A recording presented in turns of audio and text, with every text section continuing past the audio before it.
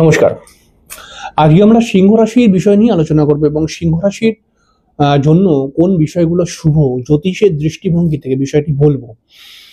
তো আপনি যদি সিংহ রাশির মানুষ হয়ে থাকেন তাহলে পরে আজকের অনুষ্ঠানটি আপনাকে ডায়েরিতে লিখে রাখতেই হবে, কারণ এই অনুষ্ঠানটির মধ্যে আমি যে বিষয়গুলোকে নিয়ে আলোচনা করব সেই বিষয়গুলো আজকে না হলে কালকে তো আপনার কাজে লাগবেই লাগবে।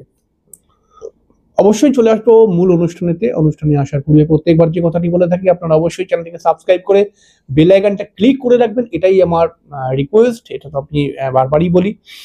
তো সিংহ রাশির জন্য প্রথমেই যেটা বলবো, সিংহ রাশির মানুষরা যদি ব্যবসা করতে চায় তাহলে কোন রাশির মানুষদের সঙ্গে এদের ব্যবসা করা ভালো। তো এই বিষয় নিয়ে যদি প্রশ্ন হয় তাহলে পরে আমি বলবো কুম্ভ, মিথুন আর ধনু রাশির মানুষদের সঙ্গে যদি সিংহ রাশির মানুষরা ব্যবসা করে তাহলে তাদের ব্যবসার গ্রোথটা খুব তাড়াতাড়ি হয়, উন্নতিটা খুব তাড়াতাড়ি হয়। এছাড়া অন্যান্য রাশির সঙ্গে যদি এরা পার্টনারশিপে ব্যবসা করে তাহলে সেই ব্যবসার গ্রোথ কিন্তু হতে চায় না, অনেক সময় দেখতে পাওয়া গেছে এটা। এরপরে বলবো সিংহ রাশির মানুষরা কোন রাশির মানুষদের সঙ্গে বিবাহ করলে এদের বিবাহটা স্যুট করে বা এদের বিবাহটা ঠিকঠাক হয়, বা কোন রাশির সঙ্গে এদের বিবাহ করা উচিত বলা যেতে পারে। তাহলে সেক্ষেত্রে যদি এই প্রশ্ন হয় তাহলে পারে মিথুন, তুলা, ধনু, কুম্ভ আর মেষ, এই পাঁচটি রাশি সঙ্গে যদি সিংহ রাশির মানুষরা বিবাহ করে তাহলে পরে এদের বিবাহ জায়গাটা মিল হয়। এই জায়গায় সিংহ রাশির মানুষ যদি সিংহ রাশির সঙ্গে বিবাহ করে তবুও ভালো, তবে এক নক্ষত্র যেন না হয়। সিংহ রাশির মানুষরা কোন রাশির সঙ্গে বিবাহ করলে বিবাহিত জীবনে ঝগড়া, অশান্তি, ঝামেলা, আইনি সমস্যা চলে আসে, মানে কোন রাশির সঙ্গে বিবাহ করা একদমই উচিত নয়, তাহলে সেটা হচ্ছে মকর, মীন আর কর্কট। এই তিনটি রাশির সঙ্গে সিংহ রাশির মানুষরা কখনোই বিবাহ করবেন না, এতে কিন্তু সমস্যা চলে আসবে। এরপরে বলবো সিংহ রাশির মানুষরা কোন উপরত্ন ধারণ করতে পারে। উপরত্ন বিষয়টি কিন্তু খুব ইন্টারেস্টিং। মানে ধরুন আপনি রত্ন ধারণ করতে পারছেন না কোনো কারণে, তখন আপনি উপরত্ন ধারণ করতে পারেন। উপরত্ন ধারণ করেও গ্রহের অশুভ প্রভাব থেকে বেরিয়ে আসা যায়। উপরত্ন ধারণ করেও কিন্তু গ্রহের অশুভ প্রভাবকে কম করিয়ে দেওয়া যায়। তবে উপরত্নটা কিন্তু রত্নের মতো নয়, উপরত্ন একটুখানি রত্নের থেকে একটু দেরি করে ফল দেয়। তাহলে কোন উপরত্ন আপনার জন্য সুটেবল, সেটা হচ্ছে স্টার রুবি বা কম দামি চুনি। এইটা কিন্তু যদি আপনি ব্যবহার করতে পারেন, কম দামি চুনি আছে প্রচুর, এবং স্টার রুবিও তো মোটামুটি ভালোই পাওয়া যায়। তো এই দুটো উপরত্ন আপনার জন্য খুব সুটেবল উপরত্ন। আপনি যদি চুনি ধারণ করতে না পারেন, মানে ভালো চুনি যদি ধারণ করতে না পারেন, আপনি এই বিষয়গুলো স্টার রুবি বা কম দামি চুনিও কিন্তু ধারণ করতে পারেন। এতেও কিন্তু আপনি আপনার অশুভ দোষ থেকে, আপনার গ্রহের অশুভ প্রভাব থেকে আপনি বাঁচতে পারবেন। এছাড়াও সিংহ রাশির মানুষরা কোন মূল ধারণ করলে পারে এরা ডেভেলপ করতে পারে, কোন মূল এদের সার্বিক উন্নতি দেয়, অর্থনৈতিক উন্নতি, পারিবারিক উন্নতি, সামাজিক উন্নতি দেয়, তাহলে সেটা হচ্ছে বিল্লমূল এবং অনন্তমূল। এই দুটো মূলকে একসঙ্গে পড়তে হবে আপনাকে। তবে মূল পড়ার কিছু টেকনিক রয়েছে, সেই টেকনিক নিয়ে আমি বলবো, আলোচনা করবো একটি অন্য ভিডিওতে। সেখানে বলবো মূল কেমন করে পড়তে হয়, কেমন করে মূল পড়লে কারেন্টের মতো কাজ করে। তবে আজকে যেটা বলবো সেই বিষয়টাকেও মাথায় রাখুন। মূল পড়তে গেলে পরে কি করতে হবে, এই দুটি মূলকে আপনাকে শনিবার দিনকে কিনে আনতে হবে। অনন্তমূল আর বিল্লমূলকে শনিবার দিকে কিনে আনতে হবে। শনিবার দিকে কিনে এনে সারা রাত্রির গঙ্গা জলের মধ্যে ভিজিয়ে রাখতে হবে। তারপরে সকালবেলায় উঠে স্নান টান করে আপনি মূলটিকে লাল সুতোর মধ্যে বেঁধে ছেলেরা ডান হাতে এবং মেয়েরা বাঁ হাতের মধ্যে ধারণ করবেন, এবং ধারণ করার সময় হাতে নিয়ে, ধারণ করার আগে মুহূর্তে হাতের মধ্যে নিয়ে 11 বার ওম হ্রিং সূর্যায় নমঃ এই মন্ত্রটি কিন্তু অবশ্যই জপ করে নেবেন, এবং তারপরে আপনি ধারণ করুন। দেখুন এই মূল কিন্তু আপনাকে খুব ভালো রেজাল্ট দেবে। অল্প দিনের মধ্যেই আপনি কিন্তু নিজের লক্ষ্য পূরণ করতে পারবেনই। এরপরে দেখুন সিংহ রাশির জন্য শুভ লটারি সংখ্যা। হ্যাঁ, অনেক মানুষই লটারি খেলে, এবং লটারি খেলে একটা আশায় যে যদি কিছু লাভ হয়, যদি কিছু অর্থ প্রাপ্তি হয়, তবে একটা সিস্টেমে খেলতে হবে। তবে এই নাম্বারগুলো যেগুলো বলবো, এই নাম্বারে আপনি লটারি খেলে দেখুন, লটারিতে কিন্তু আপনি লাভ পেতে পারেন। তো সেই নাম্বারটা কি, সেই নাম্বারটা হচ্ছে 10, 12, 14, 16, 18, 20, 22, 26, 28। এই নাম্বারের মধ্যে যদি আপনি লটারি খেলেন, লটারি কিন্তু পাওয়ার আশা বেড়ে যায়।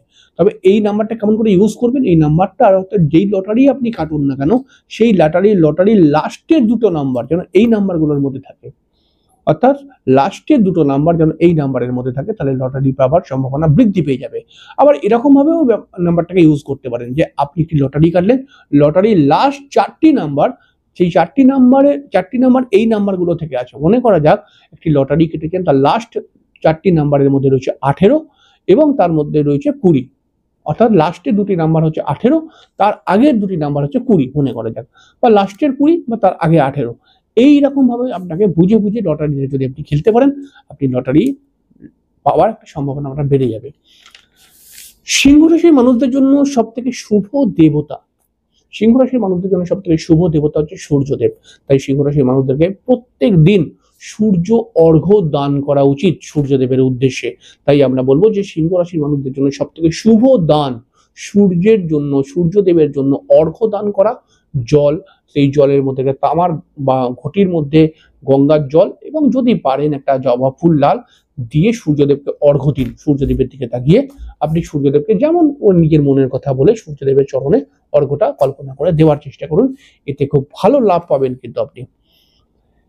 তো এরপরে বলবো, দেখুন সিংহ রাশির মানুষদের জন্য সব থেকে শুভ রত্ন কোনটি? সিংহ রাশির মানুষদের জন্য সব থেকে শুভ রত্ন হচ্ছে চুনি। তো এই চুনিটা মাথায় রাখতে হবে যে একটুখানি দামি চুনি যেগুলো রয়েছে সেগুলো কিন্তু সিংহ রাশির জন্য খুব ভালো কাজ করে এবং ভালো, সিংহ রাশির জন্য মেন রত্ন কিন্তু এই চুনিটাই। তো সিংহ রাশির মানুষরা একটু ভালো চুনি যদি পড়ে তাহলে এদের ভালো কাজ হয়। সরকারি চাকরির জন্য, বিশেষ বিশেষ গুরুত্বপূর্ণ চাকরির জন্য কিন্তু ভালো চুনি ধারণ করা উচিত। সিংহ রাশির বিবাহিত জীবনে সমস্যা কাটাবার জন্য এই সিংহ রাশির মানুষ যদি চুনি ধারণ করে মাথা গরমের প্রবণতা কমাবার জন্য একটু ভালো চুনি ধারণ করা উচিত। এছাড়া দেখো সিংহ রাশির মানুষদের জন্য ভাগ্য উন্নতির বয়স, কোন বয়সে সিংহ রাশির ভাগ্যের উন্নতি ঘটে? তো এটাও নিয়ে যদি প্রশ্ন হয় তাহলে পরে মাথায় রাখবেন, লিখে রাখুন 27 বছর, 28 বছর, 30 বছর, 31 বছর এবং 33 বছর। এই বয়সগুলোর মধ্যে সিংহ রাশির ভাগ্যের উন্নতি হয়। মনে করা যাক 27 বছর বয়সে ভাগ্যের উন্নতি কোনো কারণে হলো না, তখন কিন্তু 28 বছর বয়সে ভাগ্যের উন্নতি হবার সম্ভাবনা বৃদ্ধি পেয়ে যায়। যার 28 বছরেও ভাগ্যের উন্নতি ঘটে তার 30 বা 31 বছর বয়সে ভাগ্যের উন্নতি হবেই হবে। এরকম করে বিষয়টাকে দেখতে হবে। আর এছাড়াও এই যে 27, 28, 30, 31, 33 বছরটা বললাম, এই বয়সেও সিংহ রাশির কিন্তু জীবনে বিশেষ কিছু ঘটনা ঘটে, সেটা শুভ ঘটনাও ঘটতে পারে। আবার এই বয়সের মধ্যেও কিন্তু সিংহ রাশির জীবনে হঠাৎ কোনো অশুভ ঘটনাও ঘটতে দেখা গেছে। তবে এই যে নাম্বারগুলো বললাম বা বয়সগুলো বললাম 27, 28, 30, 31, 33, এই বয়সে কিন্তু সিংহ রাশির ভাগ্যের উন্নতি কিন্তু ঘটে, দেখা গেছে। সিংহ রাশির মানুষদের জন্য সব থেকে শুভ রং, কোন রং ইউজ করলে পারে সিংহ রাশির মানুষরা ভালো থাকতে পারবে? তাহলে সিংহ রাশির মানুষদের জন্য সব থেকে শুভ রং হচ্ছে হলুদ, লাল আর পিঙ্ক। এই হলুদ, লাল, পিঙ্ক কালারের জামা প্যান্ট আপনি পরতে পারেন, শাড়ি পরতে পারেন। এই রং আপনি নিজের ঘরের মধ্যে করতে পারেন। এই রংটি যে কোনো শুভ জায়গায় আপনি ইউজ যদি করেন তাহলে এইটা কিন্তু আপনাকে অটোমেটিক্যালি শুভ ফল দেবে। কারণ জ্যোতিষশাস্ত্রের মধ্যে শাস্ত্রকারেরা বলেছে যে জ্যোতিষ হচ্ছে রঙের খেলা, গ্রহরা হচ্ছে রঙের মধ্যে আবদ্ধ হয়ে আছে। তো এটাকেও আপনাকে ম্যানেজ করতে হবে, মেনে চলতে হবে। এবং দেখুন সিংহ রাশির মানুষদের জন্য সব থেকে শুভ ধাতু যদি আমি বলি, তাহলে সিংহ রাশির মানুষদের জন্য সব থেকে শুভ ধাতু হচ্ছে তামা। এটা তামা কিন্তু সব থেকে শুভ ধাতু সিংহ রাশির মানুষদের জন্য। তামা অবশ্যই আপনার ব্যবহার করা উচিত। তো সেক্ষেত্রে তামার আংটি ধারণ করতে পারেন, তামার বাজু পরতে পারেন, মানে হাতের মধ্যে বালা পরতে পারেন। তামার গ্লাসে আপনি যদি জল খান প্রত্যেক দিন সেটাও খুব শুভ। তো তামার থালায় যদি ভাত খান সেটাও খুব শুভ। তো এরকম ব্যাপারটা। আবার সিংহ রাশির মানুষদের জন্য তো বলে দিলাম কোন রত্ন, কোন ধাতু শুভ হয় এবং এরকম ভাবে ব্যাপারটাকে আপনাকে দেখতে হবে। এবার এই বিষয়গুলোকে আপনি যদি একটুখানি বুঝে বুঝে ম্যানেজ করে বুদ্ধি খাটিয়ে চলেন, এই বিষয়গুলো মাথায় রেখে, তাহলে আপনি যদি সিংহ রাশির মানুষ হন আপনার উন্নতি হবেই হবেই হবেই এবং কেউ রুখতে পারবে না। এবং এর কোনো সাইড এফেক্ট নেই, এর পেছনে কোনো বিশেষ খরচা নেই।